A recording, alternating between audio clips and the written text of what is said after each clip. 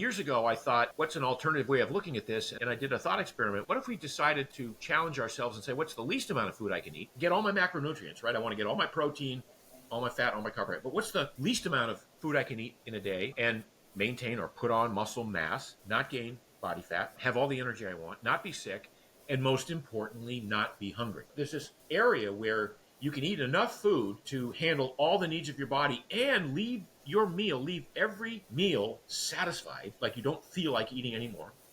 There's a difference between that and then finishing your plate or having that extra dessert or whatever it is and adding on another 1,000 calories every day just because you can.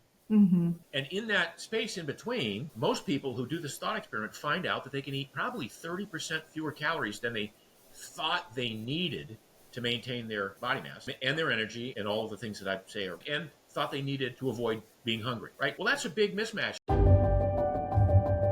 Welcome to the Dr. Ashley Show.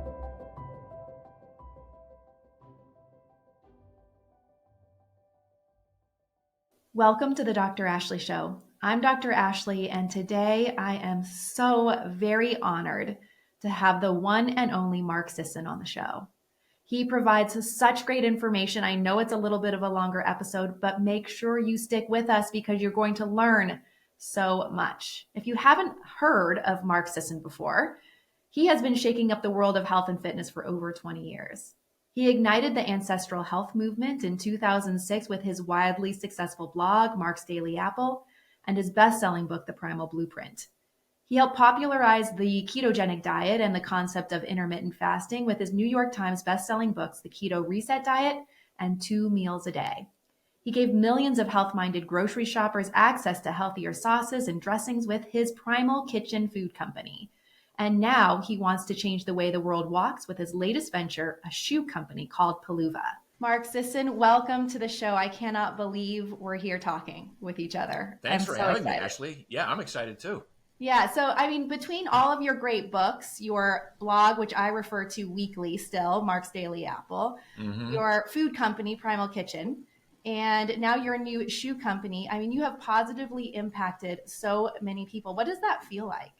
It's amazing. It really is. I mean, look, I wrote an article on it or a blog post a while back on, what it is that drives me. And is it is it my passion? Is it my purpose? I mean, that sort of seems to be the buzzwords going around the self-help community these days. But no, it's really, I feel compelled, right? When I find some new technology, some new idea, some new way of doing things, I feel compelled to share it with the world. And so that's what really got me started with Mark's Daily Apple. It certainly got me started with Primal Kitchen Foods, where I was obsessed with the fact that there were no great condiments in the grocery stores. So I felt compelled to make my own and then to share that with the world. And as we'll find out, through the course of this discussion today, I've been very upset and displeased with the offerings of footwear in the normal marketplace, whether it's athletic footwear or fashion footwear. They're just too restrictive. They're too, they harm your feet. And so I felt compelled to redesign shoes from the ground up. So that's really what drives me, is this notion that I want to fix something because I'm so incensed that no one has done it yet, and everybody kind of recognizes that there's a need for it. Well, I'd say that you were one of the top people who started the whole paleo movement, wouldn't you say? Yeah. I mean, I would say if we go back to, the first real usage of the term, Lauren Cordain wrote a book called The Paleo Diet that kind of, it kind of came and went. It sort of fizzled in the general marketplace. It didn't sell a lot of copies initially. And then I started thinking in those terms of the paleo diet being an appropriate diet for most humans. Rob Wolf came along and started writing about it. So in those early days, when I started my blog in 2006, there were just a handful of us, like 3 or 4 of us, that were writing about this concept of the paleo diet. And then when my book came out in 2009, I got a nice letter from Lauren Cordain thanking me for writing a book on the same topic because he had sold 10 times as many copies of his book. That's funny. Once my blog came out and started talking on a daily basis about the benefits of a paleo style diet. And of course, I kind of crafted it into my own way of thinking, which is the Primal Blueprint, which is more than just diet. It was sleep and sun exposure and exercise and play and things like that. Yeah, you write so well. You write for the layperson so that they can understand what's going on metabolically, and it just makes so much sense when it comes from you. That's why I always refer to your writings, because it just, even for me, coming from a background having a PhD in sports nutrition, I understand biochemistry, but the way you put things into words is really remarkable. The Primal Blueprint, that book changed my life. I remember I had already earned my PhD. I was going back to school again to become a registered dietitian because I thought at the time that's what I needed to do to be a true expert in the field. And I was at my uncle's house, and he's a chiropractor, and usually they think a little outside the box. And he was asking me what I was learning, and he couldn't believe it, how we treat diabetes. It just doesn't make sense. All 45 to 60 grams of carbs in each meal and snack. And he goes, "This doesn't make any sense. You need to read this book." And he handed me your book. And from there, my life was never the same. And you helped me with all of your writings create PhD weight loss. And we've helped over 7,000 people drop massive weight and keep it off. So I just want to thank you so much. And I would love for you to share a little bit about the principles of the Primal Blueprint. To this day, if anyone asks me, what book should I read, I always start with your book. Well, thank you. And I love hearing the stories about people like yourself basically paying it forward, right? I mean, my initial dream was to affect the lives of 10 million people by informing them of choices that they might be making that would better serve them in the long run in terms of their health and their fitness and their happiness and their productivity. A few years in, I added a zero to that number. I wanted to make it 100 million people, but oh, good for you. there was no way I was going to do that on my own. And so the fact that I could invite people like yourself to participate in this strategy and build a business doing it, which is the best way to exponentially increase any idea, is to create other businesses in that. So the fact that you've created this PhD weight loss program is amazing. The Primal Blueprint kind of goes back to my early days. First, as an athlete, I was a runner in high school and college. And then in my training, I was a pre-med candidate at Williams College. So I had a degree in biology, but I was very interested in evolutionary biology. And it was just evident to me that so much of who we are today is a result of millions of years of evolution. And then with the advent of what I would call modern genetic science and the ability to actually show what's happening at the level of gene expression with any sort of behavior, whether it was diet or sleep or sun exposure or play or weightlifting or distance running, you could actually show what was happening, how the genes were being turned on or turned off based on this behavior. I felt compelled to share what I would call these hidden genetic switches that we all have with the world. And so I started to create a life way, a template, if you will, of how we might think about organizing our lives in terms of the behaviors that crafted the gene recipe that we all share today. So it was not just the behaviors, it was the behaviors in response to a harsh environment, to a scarcity of nutrients, to cold and heat, exposure to dirt, sleeping, going to sleep when the sun went down and waking up when the sun came up, and all of these things that really shaped our genome today. And we seem to have, many of us in certain aspects, have seemed to have forgotten in our modern lives. Mm-hmm. So I wanted to go back and look at these clues that we have from evolution. And some of the clues had to do with, for instance, Primal Blueprint law number 1, eat lots of plants and animals. And the subtext is, don't eat lots of refined sugar, don't eat lots of refined grains, don't eat seed oils, industrial seed oils. Keep your diet sort of corralled by real food, natural food. It's not an overwhelmingly difficult concept to understand. It is to implement. Yeah. Another one of the Primal Blueprint laws was move around a lot at a low level of aerobic activity. It doesn't mean get your tracker on and start counting calories every time you move. It means moving around a lot, putting your body through different ranges and planes of motion, and some exertion, but not a lot of exertion. Sometimes a little bit of exertion more than others. but basically moving around a lot.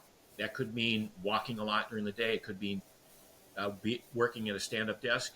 It could mean taking breaks at work and just walking around the office. It could mean, going for a short swim. So, but our ancestors didn't sit. They didn't have sofas. They didn't have lazy boys to sit in. They walked, or they ran, or they sprinted, or they sat cross-legged, but they moved in different ranges and planes of motion. And our genes expect us to do this. So when we don't, we get this mismatch of behavior in our genes, and it can manifest itself in disease states. Lift heavy things, right? Our genes expect us to lift heavy things, not every day, not all the time, once in a while. And so the Primal Blueprint template would be twice a week, go to the gym and lift heavy things. Do a full body routine. Why? Because our genes expect it. Our ancestors carried logs, they carried babies, they carried carcasses back to camp. They climbed trees to look out. They lifted stones to make fences or shelter. But they did some heavy lifting. They lifted heavy things once in a while. One of the other laws is sprint once in a while. Now you say, well, what does that have to do with anything? Well, our genes expect us to give a maximal exertion once in a while because our ancestors didn't have this idyllic lifestyle where there was no danger anywhere, and you just kind of sat around or walked or sat cross-legged by the fire, or slept 12 hours a night because the sun went down and then it came up.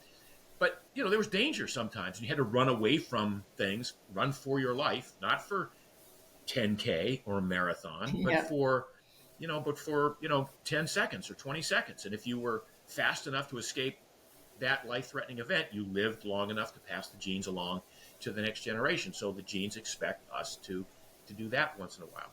And it goes on and on. So one of the other laws is play. It's a simple law. Just find ways in your life to play. Humans are not unique, but we're among those animals that continue to need to play through adulthood. Many animals sort of stop playing after their adolescence. They've learned, they've practiced how to get along with other animals, or how to seek escape routes, or how to create a strategy for evading being eaten. But humans need to be playing a lot to exercise our brains. We've developed, over the years, these incredibly massive brains compared to other animals, and we've learned how to communicate. We've learned how to strategize, how to plan ahead, how to tell stories about the past. And play is an important part of developing the brain in that regard. So, and I guess there's 10 Primal Blueprint laws. We can go through each one of them, but the basic assumption is that this is all based on a template that looked at our evolution and the behaviors that were pretty much ubiquitous across every human that ever lived up until 200 years ago. Mm-hmm. Yeah. So play, how do you play? How do you incorporate play into your life? So I actually play a game called Ultimate Frisbee. It's a amazing game. If you don't know what it is, look it up. If your listeners want to go to AUDL, that's the American Ultimate Disc League. There's actually a professional league that plays this game. But it's an amazing game of speed and strength and coordination, but it's also teamwork, strategy, predicting the flight of a Frisbee in air because of wind dynamics and things like that. I do that. The other day, I went out on an hour-and-a-half bike ride on the sand with we have these fat tire bikes that have low tire pressure. When we ride on the deep sand, we ride 12 to 15 miles in the deep sand. And that's fun and play for you. And it is. I went. I went with two buddies, and so we race little stretches, or we tell jokes during the breaks, and it's a form of play for me. Yeah. Another form of play, which is combined with this other concept, one of the other Primal Blueprint laws, which is use your brain, is I love doing puzzles. So I spend about an hour a day doing puzzles like the New York Times crossword puzzle, Ken Sudoku. There's one called the Spelling Bee. I try to get to genius level every day. There's a new one called Connections on the New York Times app. If you haven't seen it, it's amazing. So I do that. My daughter, who's now living in Hawaii, she and I compare our results every day. So Well, I'm that's on the East fun. Coast, so I get up first. I get mine done. I text it to her, so she's got the bar has been set for her. So Yeah. that's a form of play for me, and that's also using a brain in a way that gets me, I think, energized to then write, answer emails, text, whatever it is I'm going to do for the rest of the day. Mhm. Keeps your brain in a creative state, it sounds Correct. like. And then I have two grandchildren, and I play. Then that's real play. Then that's That rough. is. Roughhousing and tumbling, and telling silly dad jokes and things like Uh-huh. that. So that's a mix of ways in which to play in a way that has zero pressure on the outcome. Right. That's an important part of play. Mhm. Is there's nothing attached to the outcome, unlike say a business deal or something that or a relationship, for instance. The play Mhm. part of this, I think, requires that there's no attachment to the outcome. I like that. No pressure, no judgment. Right, right. I'd love to dive into some nutrition topics with you. Sure. One of the main things that was new for me way back when I read your book was the dietary fat concept. There's a lot of confusion around dietary fat and heart health, especially for older adults. I'd love to hear how you feel about dietary fat in general and how it's incorporated into a healthy diet and as we continue to age as well. Right. So, just in general terms, in terms of dietary fat, Mm-hmm. and I think you probably had to learn this as a registered dietitian. All fats are bad, Yes, and that was and it. that's just ridiculous because some fats are bad, and some fats are extremely beneficial and healthy, and that's what the paleo and the primal concept and ultimately the keto concept and the carnivore concept have put forth, is that provided your intake of fats is reasonably measured in the context of total calories that you're taking in a day, Mhm. um, there's nothing wrong with an appropriate amount of saturated fat in your diet. And what's an appropriate amount? It might be 100 grams a day. It might be 900 calories worth of saturated fat in a day. On the other hand, 20 grams of industrial seed oils of omega-6 polyunsaturated fats in the form of canola oil, soybean oil, sunflower oil, safflower oil, um, those are detrimental to health. So fats in general need to be looked at as there are some that are very healthy and some that are not. It's almost like how you would look at carbs. Some carbs, like that you would find locked up in the fibrous matrix of a fruit or a green leafy vegetable, are very beneficial.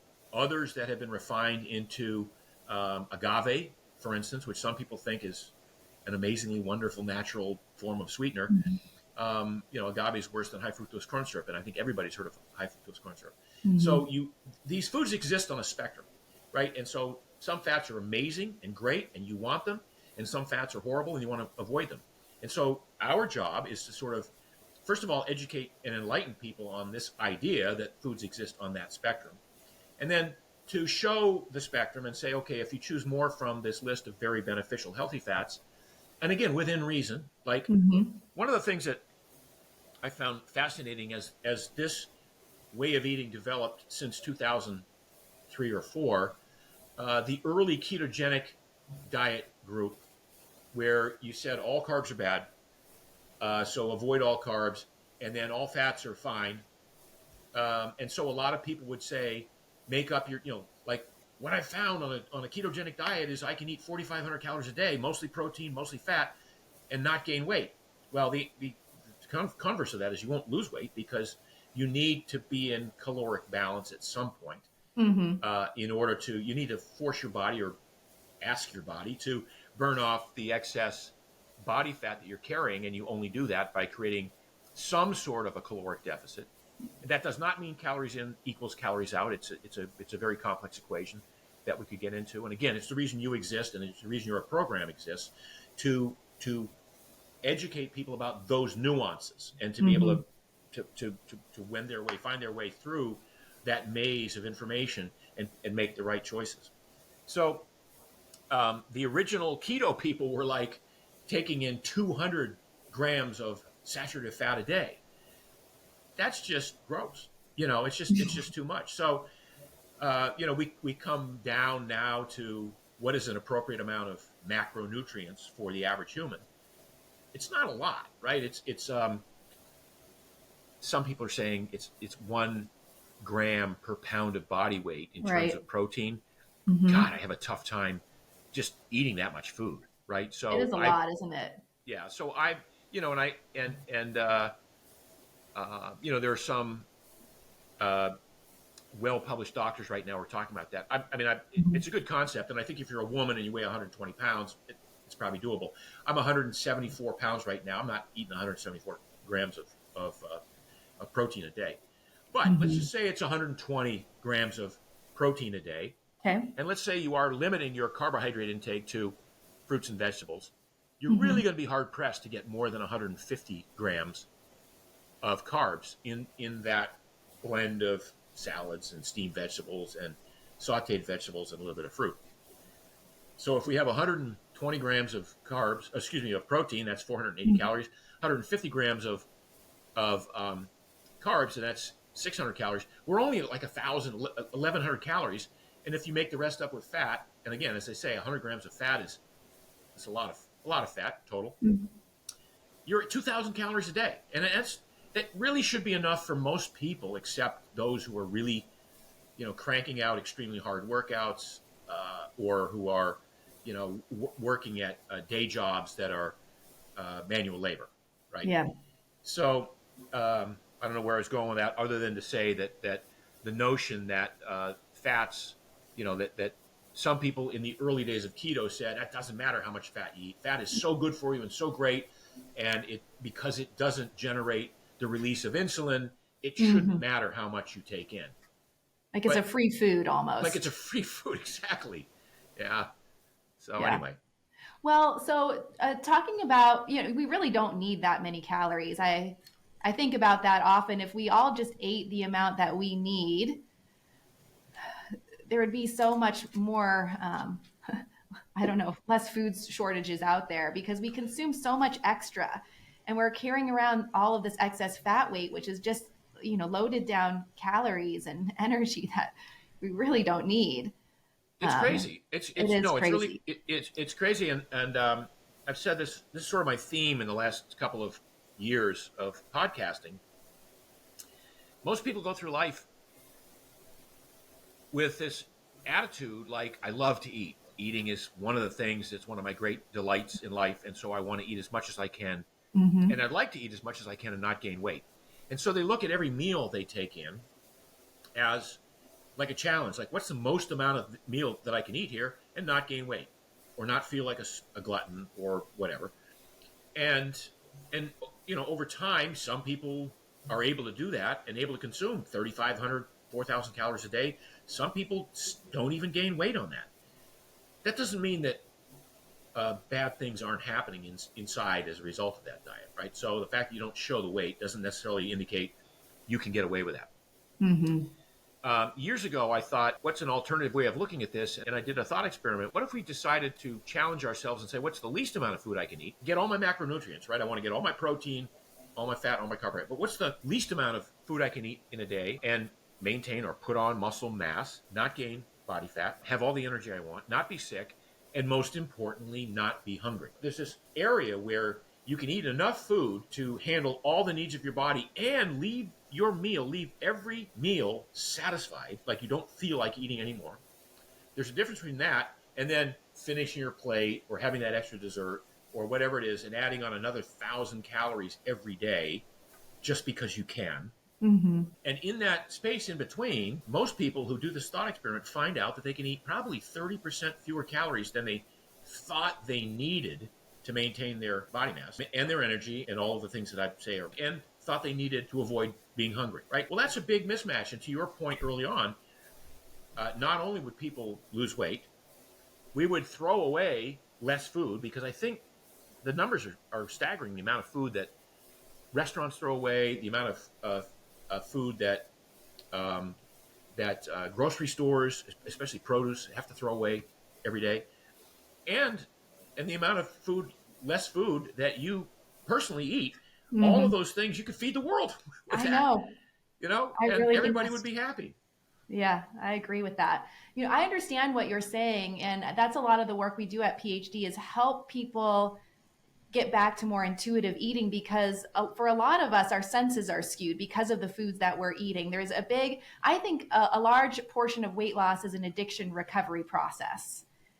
And 100%. so, Yeah. and I think probably because of the processed foods and their addictive qualities. And when we can get folks to eat within their carbohydrate tolerance level, I think we all have this unique tolerance level of how many carbohydrates we can deal with and not gain weight and not have hunger or cravings.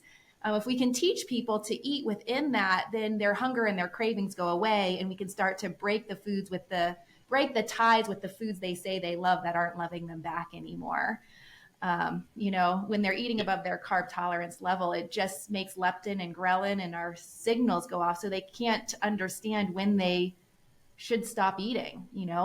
Yeah. I think the good news about what we do is that the list of foods that they can eat and that they probably do enjoy is a pretty big list. And to tell people you can have a lot of steak, and you can have butter on your vegetables, and you can, have a sweet potato once in a while. But if you tell people primarily butter and cream and cheese and steak, and all these things that they felt they needed, those don't go away. You just have to choose not to eat bread, pasta, rice, cereal, processed grains, things with added sugars and so on. For someone who has struggled with obesity, they've got insulin resistance, metabolic dysfunction, what do you think their carb range should be to keep the weight off for good? Well, I think it's a two-stage process. I think, what I talk about, and my own journey has kind of wound through initially starting the Primal Blueprint with a thought process that maybe 150 grams of carbs a day, sufficient amount of protein, and then an adequate amount of fat to make up the difference was the way to go. And then as I not just personally got great results doing that, not that I needed to lose weight, but I saw great results. But also as I saw a lot of my readers and followers getting great results, I thought, well, what's kind of next level version of Primal? And that's what got me into keto early on. So I was an early keto sort of researcher and adopter. And with keto, it was like, okay, now it's like 50 grams is probably the upper limit for most people who are coming off of a standard American diet where they're eating 300 to 500 grams of carbs a day.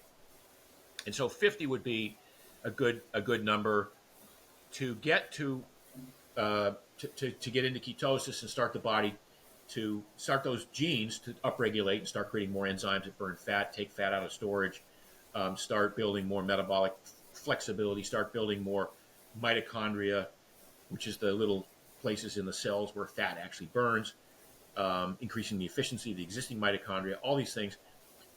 And that led me to a term, metabolic flexibility, which had been used long before I used it. But I think I popularized it along with Rob Wolf, this idea that metabolic flexibility is really the holy grail of what we're looking for. We're not, however you get there, whether it's through a carnivore diet, a keto diet, a paleo diet, a Primal Blueprint diet, even a semi-vegetarian diet or intermittent fasting, or timed eating, whatever you want to call it, the achievement of metabolic flexibility, which means that you're at the point where your body knows how to extract energy from your stored body fat. So it can get energy at any time from your own body fat, from the fat in your muscles, from the fat on your plate of food, or from the glucose in your bloodstream or the glycogen in your muscles, or the glycogen stored in your liver. It can burn, the brain can burn the ketones that are derived from the conversion of fat in the liver to a ketone body. So there are all of these ways, these substrates that the body knows how to use in the right circumstance if you train it to do that. So I've shifted away from advocating strictly that somebody who's 200 pounds overweight becomes completely keto for, and what I'd say is work on metabolic flexibility. When you get to that metabolically flexible point where you feel that your body's burning stored body fat in the absence of calories that you consume, that's where you want to be. At which point, you don't need to be in ketosis all the time. You can increase your carb intake up to 100 grams, 120 grams a day. But again, with the caveat that if all of your carbs come from vegetables and a little bit of fruit, I think a little bit of fruit is kind of the key emphasis here. You're you're you're not gonna you're not gonna lose your metabolic flexibility. Those are all carbs that are locked inside a fibrous matrix that don't just dump into your bloodstream. They sort of leak into the bloodstream over time in a way that's beneficial to health. So, long-winded answer to your question, what's the right range for people? It's between 0 and 150 grams of carbs a day, based probably mostly on your state of metabolic flexibility and how much you've developed that. Now, there are days when I have 300 grams of carbs. We just got through the holidays. Like, I'm not going to not eat some of the, it's not about desserts either. It's about the mashed potatoes and the yams and all the other stuff. I mean, maybe 300 is a big number even for me, but it's not 500. It's not 600. It's 250 to 300 or something like that would be a real outside range. That would be a cheat day for me. And then you go ride on the beach for an hour and a half. Yeah, and so no, you're right. The context is everything. I'm going to write that down right now because I just had a major thought about a book idea last night. But the context is, if I think I first, like Tim Ferriss first talked about this in one of the 4-Hour Work Week or one of those ones where he just said if he overdoes it one night on dessert, he starts the next day off with 3 sets of 50 air squats, which is a highly glycolytic experience. And, you burn off, it takes entirely, in other words, that's a glucose glycogen based activity that doesn't burn any fat. And so you burn off those calories pretty quickly that you ate the night before, and they don't really get converted into fat because in the context of how you ate the calories, when you ate the calories, when you chose to do the hard work, you sort of, in retrospect, give meaning to the fact that, yeah, I needed to eat those carb calories because I was doing a heavy leg day the next day, right? Yeah, you know how to biohack those carbs. Right. Well, okay, for metabolic flexibility, so to train your body to become metabolically flexible, then it sounds like you need to have periods of time where you are carb restricted. Is that right? Yes. That's how you train the body? That's how you train the body. Because if, in the absence of that concept, if you eat carbs at every meal, the body goes, look, I have this amazing ability to store body fat. I also have an amazing ability to burn it off, but I'm never going to get the chance to burn it off. I'm never going to have the need or the requirement to burn it off if you continue to pump in carbs at every meal, every couple of hours, all day long. There's no reason to extract this energy from my fat cells because you're continually pouring on the energy. So when you cut the carbs, and the brain, by the way, does, for most people, runs largely on carbohydrates. When you cut the carbs and the brain goes, holy smokes, where's my carbs coming from?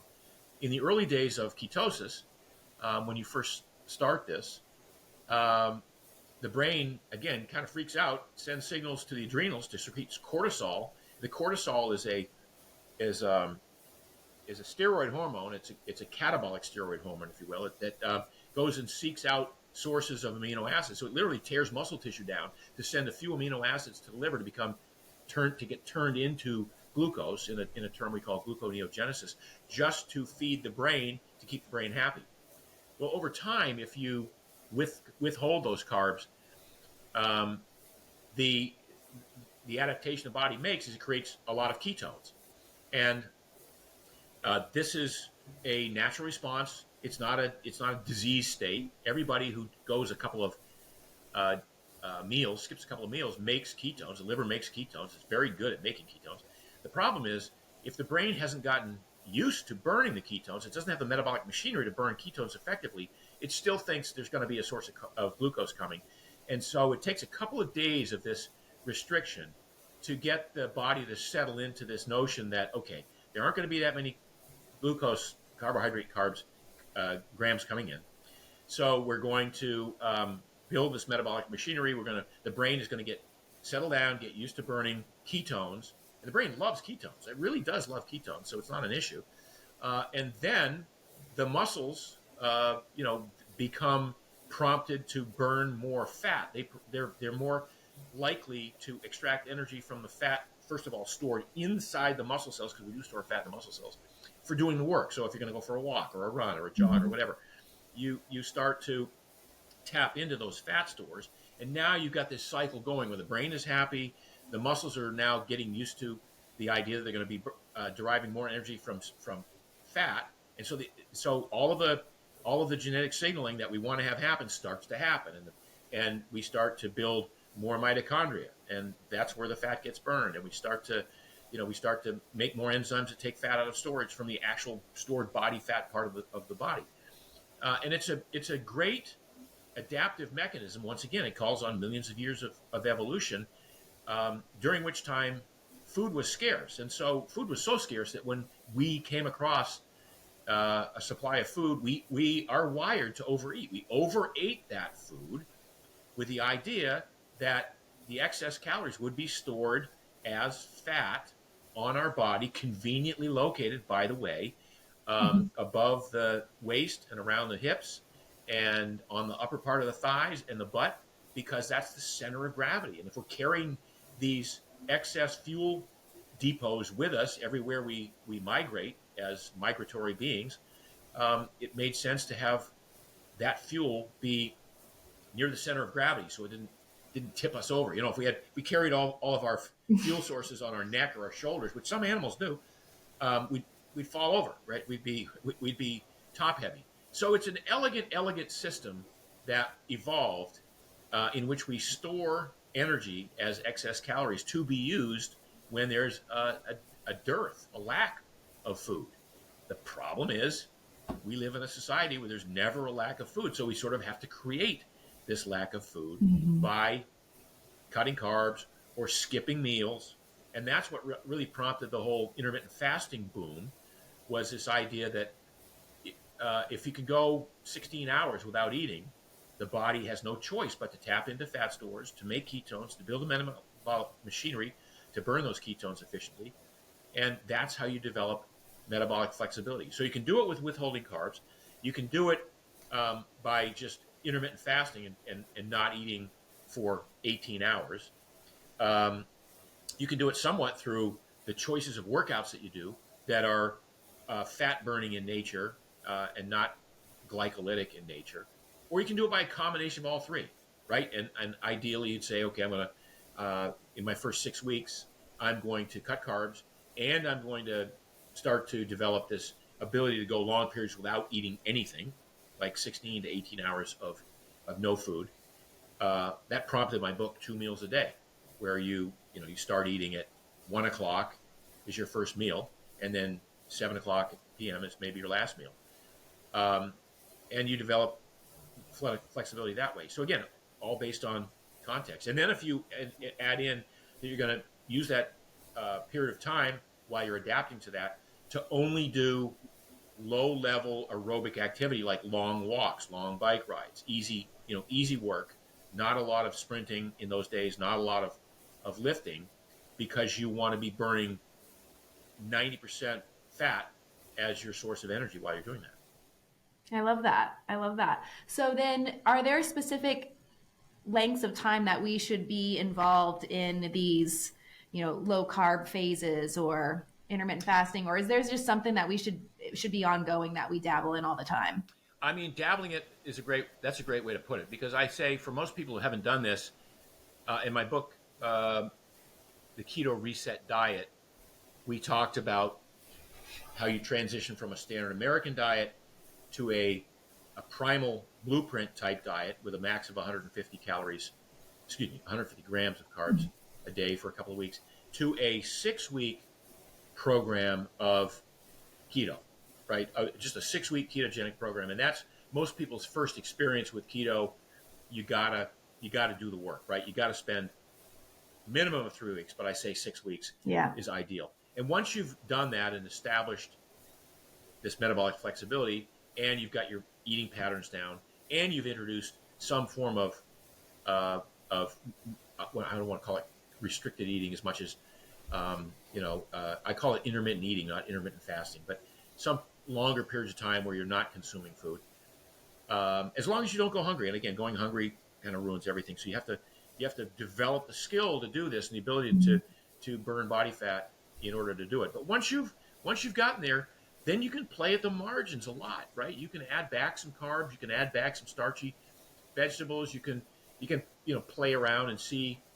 Theoretically, you have enough information about yourself by now to know and to observe what happens when you do certain things, that you can tighter it down to an intuitive way of eating, which I know you mentioned earlier, and that's my dream for everybody is to eat intuitively. I never think about what I'm eating in terms of like, oh my God, what would my eating plan require that I eat for this meal, or if I don't eat by now, I have to make up for it later on.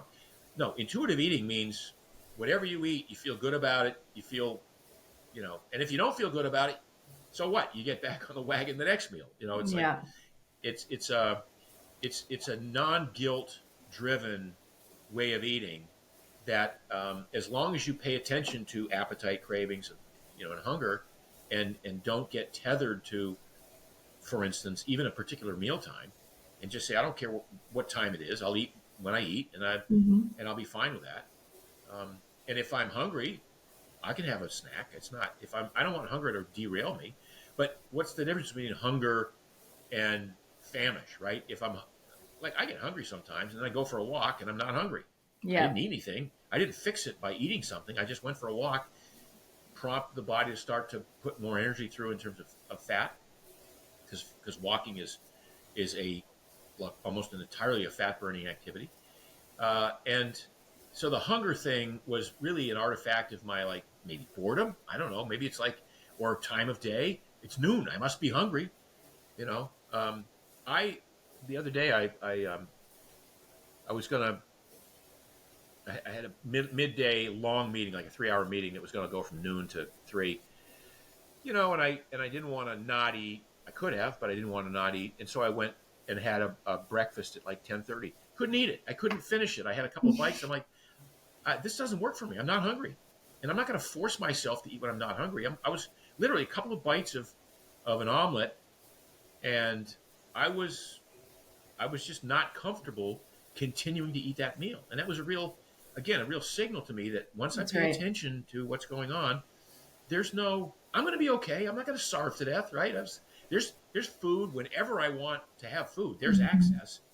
So really pay attention to what hunger truly is versus what you think it is based on context, based on mealtime, based on some drop in energy that may be boredom or a tracker, right? But might just be boredom. I work out of my house. My refrigerator is right around the corner here. If I didn't have the skills that I have, I'd be raiding that thing, every 10 minutes. I think a lot of people do because they don't have those signals. Yeah. But I suppose that if we have that metabolic flexibility like you do, then our signals are more clear and we can actually trust what our body is telling us to do. Well, if nothing else, food is exactly that. Food is a signal. The hormones that are released as a result of the types of food and the timing of intake and the amount that we take in, food is information, and it's telling our bodies what to do with it as we eat it. In the absence of eating a meal, we have other neurotransmitters and other hormones that direct the body to go into a different plan. It's not even plan B. It's not even a backup plan. It's just a different strategy. Okay, there's not going to be any food for the next 4 hours. Let's go raid the refrigerator. Let's go raid the muscles on our or the fat on our bellies or whatever, and let's tap into that fuel source, which it's there for that reason. Let's take advantage of it. Are there certain signs and signals that we're burning fat for fuel? Can a person tell when they're burning fat? I mean, I think that the number one thing that I can think of is when you wake up in the morning and you're not hungry and you have energy to go start your day.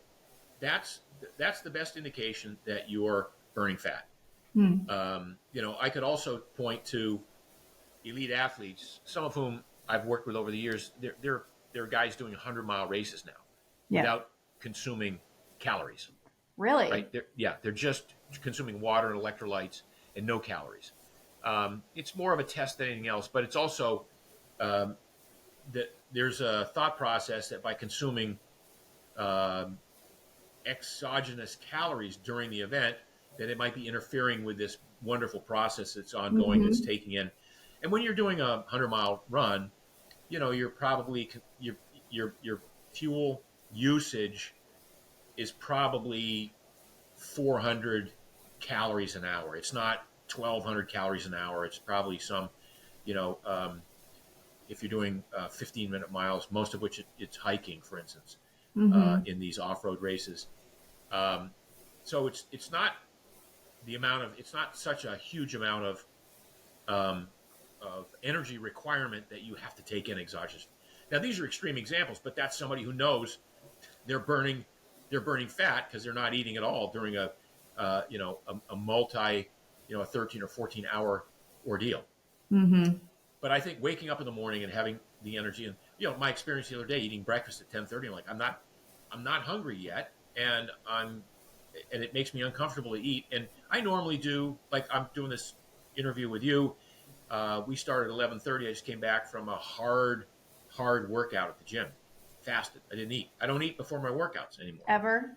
Really? Yes, I mean sometimes, but I don't feel the need to. And maybe it depends on what my motivation is. If I want to put on more muscle, I Hmm. might biohack my way into, okay, I'll eat, uh, you know, 30 grams of protein before a workout and 60 grams right after the workout to try and maximize my testosterone and growth hormone boost. Hmm. But, I could also point to research that shows that eating a meal that isn't largely protein after a workout raises insulin, and insulin suppresses growth hormone. So then you have this weird, like, okay, what do you want? You want to build back your energy reserves so you can work out again tomorrow, or do you want to take tomorrow off and not eat, but have the growth hormone effect be optimized, maximized by not eating and not creating a pulse of insulin? So again, this is where I have fun playing in the margins, because it's all Yeah. nuance, it's all context, and I there's no right or wrong answer here. There's just choices. You know what I mean? So today you did a hard workout. You haven't eaten yet. It's noon. And do you usually start your day eating around noon? Is that your Uh, usual routine? no, so we'll finish when we finish, and then I have no. I'll wander down to. I have a restaurant at the bottom of my condo building that I live in here in Florida. Hmm. It's a great restaurant. I'll go down and have a dose of protein. I mean, literally, my yesterday I had like 4 meatballs, and and then some part of a chicken sandwich without the bread. Hmm. And then last night I had a huge steak, with a salad. I don't eat a lot during the day, Mm-mm. and I don't, not only am I not losing weight, I've gained a little bit of weight, and I would say in a good way. I put on a little bit of muscle because I've upped my weightlifting recently, just with the intention of being ready to write another piece on Peter Attia's centenarian decathlon. Have you heard that? Have you heard that term? I have, yes. So, like, what do you want to do as a, what do you want to be able? What are the things you want to be able to do as a 100-year-old? Right. Well, I'm sort of putting a list together. Like, what are the things I want to do as a 70-year-old? I turned Hmm. 70 last year, and and so I got a long list of things that I'm like, okay, if I can, if I can ride hard and beat my buddies on the bike for an hour, if I can stand up paddle for an hour, if I can do a 3-minute plank, if I can do a 1.5-minute dead hang from a bar, I've got some balance stuff that I could, if I can walk back and forth on a slack line, on a 30 foot slack line, things like that are just kind of fun little challenges that I would say I challenge a 30-year-old to do. Yes, I think But so. but at the age of 70, I want to be able to bench press my body weight, which I mean, a lot of these things I can do now. So anyway, I just thought I'd put on a little bit, like 2 more pounds of muscle if I can. So so I have upped my protein intake a little bit in that regard. What do you think? I would love for you to share your insights on how older adults can adapt their exercise routines, to maintain muscle mass and bone density as they age. What would you advise there? Well, first of all, I still think walking is the best thing any human being can do. So older people need to walk. Mobility, there are basically 2 things that define quality of life for me. One is the mobility. You have to be able to get around this world and enjoy it. Whether that's walking to get to a bike where you can ride a bike, or whether it's walking to get on an airplane and travel around the world and do walking tours around the world, or walking across the street to meet your friends. You got to be able to walk. Yeah. So walking's critical, and it is, again, it's a quintessentially human exercise, and everyone should be doing it every day. The other is access to memories, which is cognition. So you have to be mobile, and you also have to have your brain working in order to get the best quality of life. So what's the best thing that an older person can do is start with walking, but then twice a week go to the gym and lift weights. Like, people who haven't lifted weights for either ever or for decades get the greatest benefits from going to the gym and lifting weights. Creating this active tissue, this lean muscle mass, this muscle tissue that's active, and what it does is it forces the body to keep up with the requirements that the muscle asks of it. So what that means is, if I build muscle, if I lift weights, then my muscles my brain is directing my arms to push out, or my legs to do squats, or whatever it is. To do an exercise, it's going to create the need for more muscle to be able to do that exercise. In doing so, the heart is asked to pump harder. So the heart has to work along with the legs. The lungs are asked to inspire more air. You get out of breath doing some of these exercises. That improves lung function. The liver has to create the substrate to do the energy, and has to clear the lactate. It has to clear some of the metabolites from doing the energy. The kidneys have to function in order to clear some of the toxins. And so, in choosing to do weight training activities twice a week, the body, the organs of the body are forced to keep up with what's going on, and circulation in the brain improves. And so, exercise is good for reducing your risk of dementia, for instance, and it's good for maintaining access to that cognition that I just talked about. So, a lot of this comes down to choosing to do weights in the gym that fall under that original Primal Blueprint concept of lift heavy things. Another thing that most older people suffer from is lack of bone density. Weight-bearing activity forces the body to have to create stronger bones. It's a natural response to the stress that you put on your body. Look, generally the body doesn't want to do anything. It doesn't want to build muscle. It doesn't want to make stronger bones. It doesn't want to improve the immune system. It doesn't even want to burn fat. It just wants to sit there on the sofa and do nothing. It right? sure does, darn it. Yes. So we have to trick the body into doing things that we know it can do, but it doesn't want to do. And so part of that is forcing yourself to go to the gym, lift weights twice a week. Part of that is walking a lot, and going through those ranges and planes of motion. Part of that is sprinting once in a while, getting your heart rate to max capacity, max heart rate, just once a week for anywhere from 10 to 20 seconds, with a little bit of rest in between, 6 or 8 times, and then you're done. These are all the things that keep the body functioning and keep the organs at the highest possible reserve. The converse of that is you stop working out. You say, well, my feet hurt, so I can't walk anymore. You stop walking. Now you're basically sitting on the sofa. You can't walk to the gym to work out. So now you're housebound, homebound, wheelchair bound, whatever. You get up in the middle of the night to to go to the bathroom, you trip over the cat, you fall, and because your bone density suffers from your not having worked out, you break your hip. You go to the hospital, you get pneumonia, and because your heart is weak from not having had to work hard for the last 10 or 20 years, your lungs can't breathe in fully because you haven't been required to inspire fully. And so this is how people meet their demise. Yeah. You get a broken hip and then you die of pneumonia in the hospital. And all of that is tragic for every reason possible, but the least among which is it's very preventable if you just get up and move, work on your balance. The older you get, the more you should work on your balance. And that's my big thing again about foot health as we get into talking about feet being the most overlooked part of the human health, totem pole. It starts with your connection with the ground and foot health and how strong your feet are and how balanced they are. So if your feet are strong and you have good balance, you don't trip over the cat in the first place, right? So all of these things start with what is your weakest link, and that's what takes us down. Look, nobody dies of old age. Everybody dies of something dealing with organ failure, having to do with organ failure, whatever organ it is that couldn't keep up with the demands that you put on it with a workout regimen or a healthy eating regimen or whatever. That organ is ultimately the thing that kills people, whether they're 80 or 100.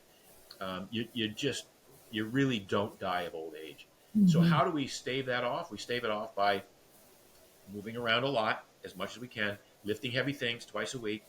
And by the way, that's a minimum. I lift heavy things 3 or 4 times a week.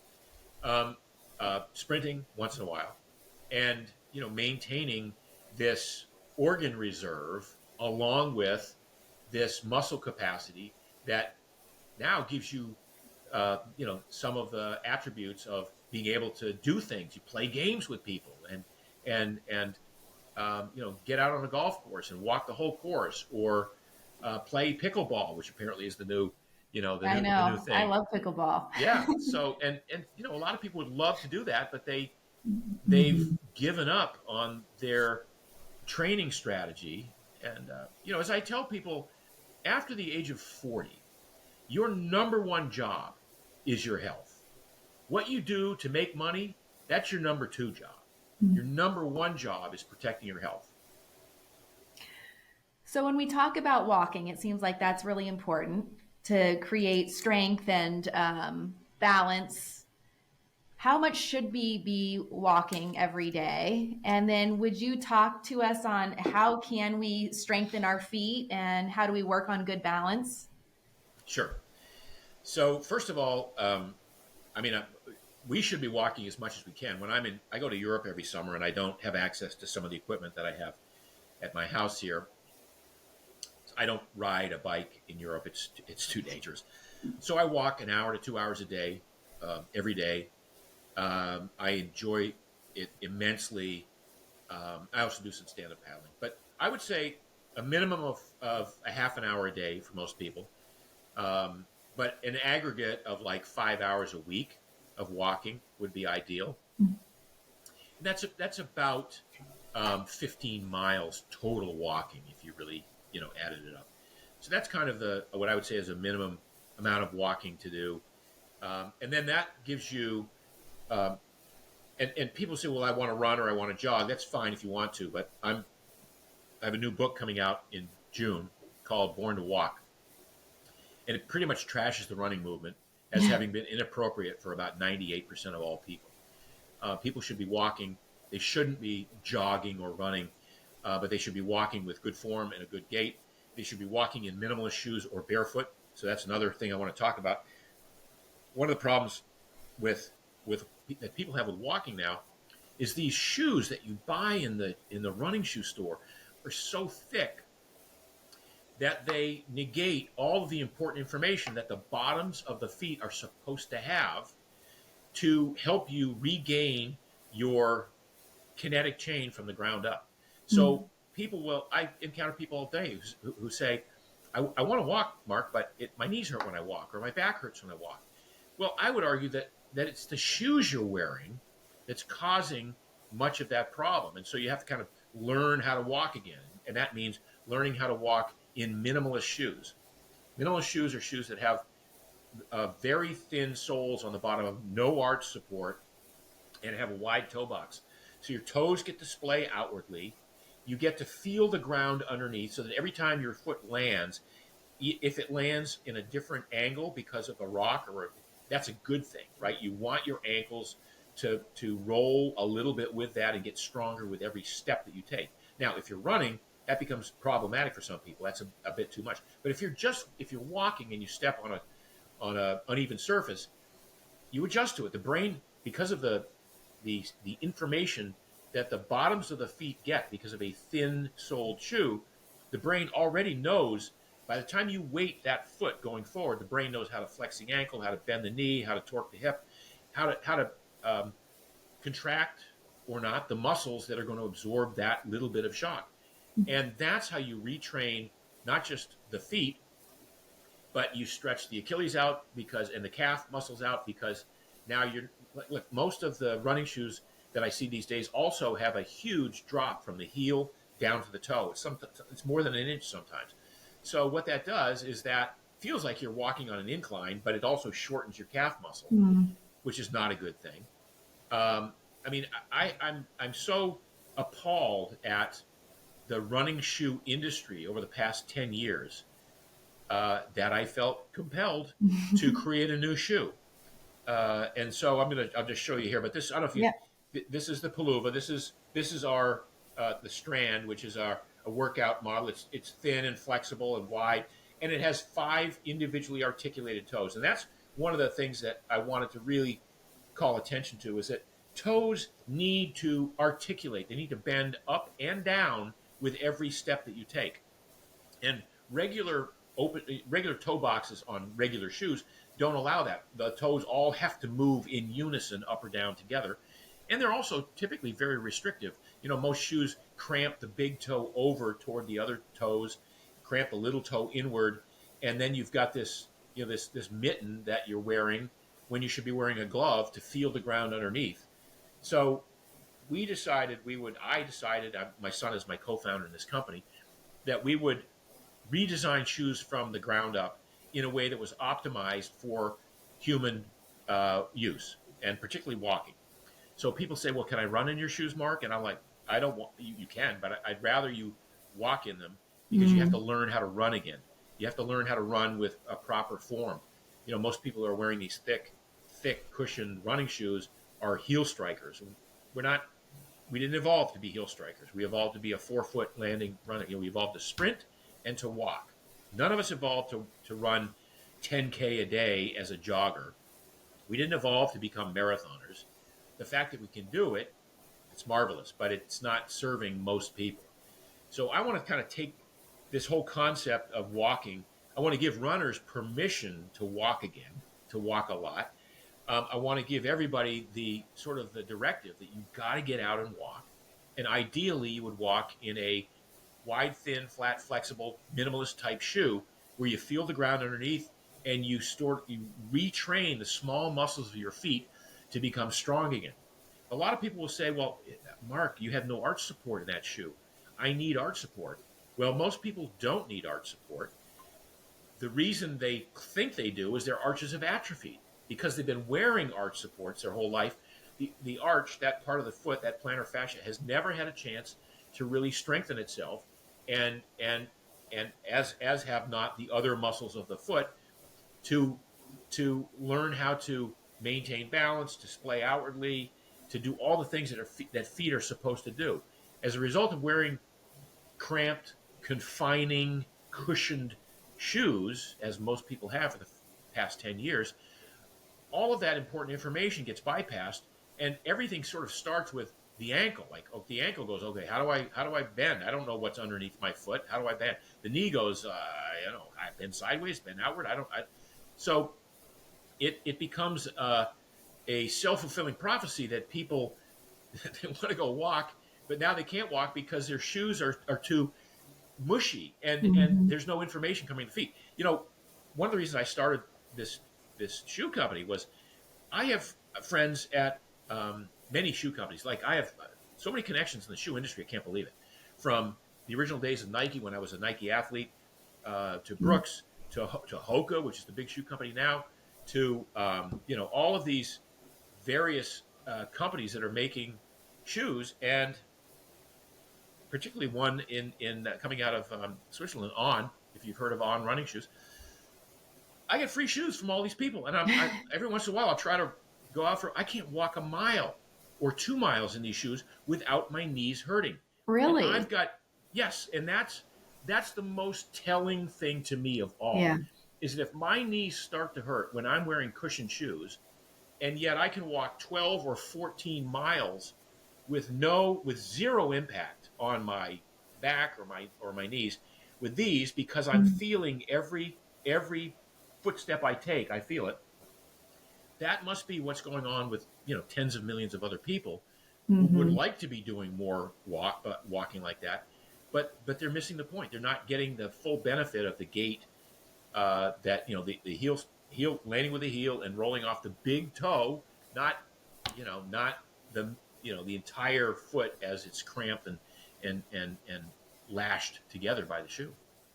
So I have a pair of those shoes that should be arriving, Mark, today, Ooh, I think. okay, So I'm okay, excited. okay. So personally, I have a question. Does it take a long time to transition into these shoes? Should we wear them, just for a few hours at the beginning, or? Yes. Yeah, it doesn't take a long time. It doesn't take a long time, but Okay. you should. And I think the key is if what we tell people is if your feet slide right into these shoes, into the individual toe boxes, you want these shoes. If your feet don't slide right into these shoes, you need these shoes. Okay. Okay. So you want to get each toe to get into its individual toe socket, put it on, lace it up, walk around. It'll feel very good at first. Now, for a lot of people, after wearing them for the first 2 hours, you'll go, "Oh, my feet were kind of tired after the first day," and I will say that's a good thing. It's like if you didn't go to the gym for 10 years and you went to the gym for the first time, and the next day you said, "I feel a little tired, a little sore," I'm like, that's a good thing. That means A, you needed to do the work, and B, you did enough work that there's going to be an adaptation to that. So I would say, an hour or two the first day. I mean, if you have strong feet, go for it. I mean, I've people who, I have a friend who did, a 9-mile hike on on rough trail the second day in these, but he's Wow. a fit guy, and he said it was, and by the way, he does all of his hiking in Paluvas now because he wants to feel every stone, every rock, every root, everything he steps on. He wants to feel it. It feels good. I've got a video I'm going to put up in the next couple of days on my Instagram of when I was in Hawaii a couple of weeks ago. I did 45 minutes of walking on uneven, crusty, sharp lava with my Paluvas, and it was amazing. And it's just, every time the foot lands, it lands in a different position. It's gripping around rocks. It's doing all these things our feet are supposed to do. Yeah. And if I were to wear hiking boots, I would have been, first of all, I would have been freaked out. Like I might twist an ankle. I might hurt myself by stepping the wrong way on a rock. This way, you feel everything. So, to answer your question, I mean, I would say an hour or two the first day, walk around. Second day, a couple hours. I think most people by the third or fourth day, then they get that their feet kind of slide right in. They get that they need this individual toe articulation, and then they start to think in terms of like, okay, now I'll go to the gym. I'll do my leg days in this. I'll do my leg presses. I'll do my squats, lunges, whatever. I've got people jumping rope in the Paluvas.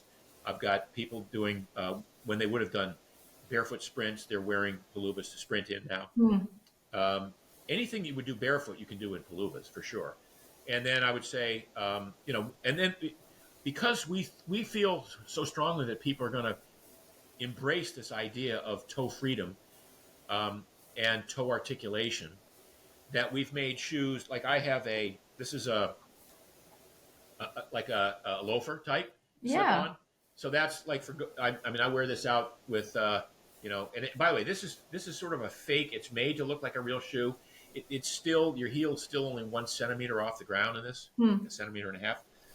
I make this is a Napa leather lace up for work that I wear, and so we make shoes for all occasions because I don't want people to just think, well, I'll only wear these when I'm hiking, or I'll only wear these if I take the dog out for, a walk in the morning, or I'll only wear these to the gym.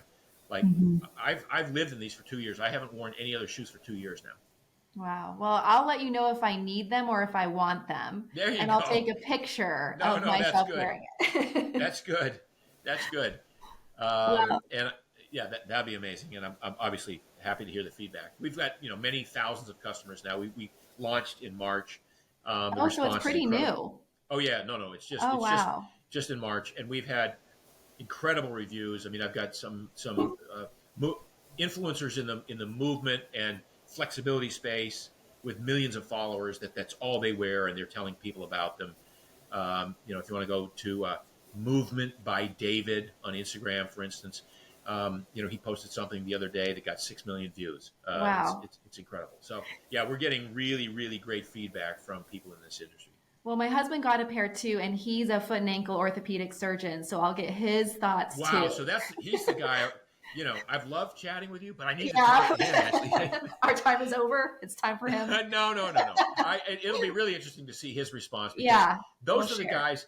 It's the orthopedists that they a lot of them tend to be a little bit like, no, we want to we want to surgically fix that arch. We want to fix that that Achilles tendinosis. We want to go in there and do some stuff. And I'm like, well, cushion. He talks a lot about cushion and wide toe box. Yeah, well, wide toe box for sure.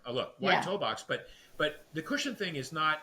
That's antithetical to what you want to achieve. You want the muscles of the feet to be working. You want the arch to build itself back up. Yeah. You want, like when he talks about a wide toe box, one of the reasons people have plantar fasciitis is because the big toe has been so squeezed into the rest of the toes in a typical shoe that the plantar fascia area gets no circulation. And so the tissue literally dies from lack of a circulation. And if the big toe is supposed to abduct, it's supposed to come out. Yeah. And that's what we encourage, right, with Peluvas is this big toe realignment and improving that circulation so that plantar fasciitis, you don't get it. And that if you have it, there's a chance that you can do something about it here. Where can people learn more? So the Instagram is Wear Peluva, WearPeluva, Wear Peluva. And the website, the direct website is peluva.com, peluva.com. We have, a great catalog of shoes that people can buy there. We encourage your listeners to go ahead and get themselves a pair or three. Yeah, that's right. Love to hear back from them. Yeah. And can they follow you on Instagram or Facebook? So I'm on Instagram as Mark Sisson Primal. And, my blog, Mark's Daily Apple, we're still cranking out content every day, as we have for 17 years now, 18 years coming up. So yeah, if you haven't checked that out, you definitely want to. There is so much great information. Thank you so much, Mark, for coming on the show. I know I took a lot of your time. You might be hungry now, so I hope that you enjoy your lunch. And I'm just so grateful for you sharing this wealth of knowledge with all of our listeners and viewers. So thank you so much from the bottom of my heart for everything that you do. Oh, it's my pleasure, Ashley, and I appreciate that. And you keep doing what you're doing, because this is important stuff. Thanks so much, Mark. I hope you enjoyed this episode as much as I enjoyed recording it. Oh my gosh, Mark is just my favorite with such great information. I hope you got a lot of value from it. If you're listening to this on a podcast platform, please review. If you're watching this on YouTube, please subscribe. And I want to hear from you. I want to hear any comments, questions, any feedback that you got. Drop it in the comment section below. If you're listening to this on a podcast platform, then please leave a review and follow us. Remember, you've got to step up to make the change. Lead with your heart, train your mind, and do not negotiate with your body. I'll see you next time.